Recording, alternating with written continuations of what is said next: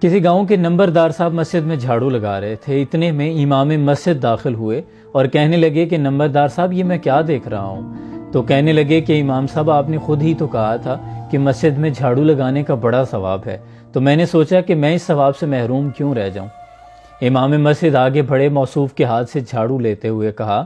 کہ حضور یہ ثواب کسی غریب کے لیے رہنے دیں، اللہ نے آپ کو بڑی دولت اور ثروت سے نوازا ہے، آپ کا کام مسجد میں جھاڑو لگانا نہیں، کوئی نئی مسجد تعمیر کرنا ہے۔ اگر آپ بھی جھاڑو لگانے لگے تو نئی مسجدیں کون تعمیر کرے گا؟ بالکل اسی طرح جو برسر اقتدار ہیں عمران خان صاحب اور دیگر ہماری جو قیادت ہے، میں ان سے یہ کہوں گا کہ فرانس نے جو حضور اکرم صلی اللہ علیہ وآلہ وسلم کی شان میں گستاخی کی ہے، تو یہ جو مذمت آپ کر رہے ہیں یہ ہم جیسے فقیروں کے لیے رہنے دیں، جن کے پاس نہ اقتدار ہے، نہ کرسی ہے، نہ بہترین ایجنسیز ہیں۔ آپ کا کام مرمت کرنا ہے، مذمت کرنا نہیں۔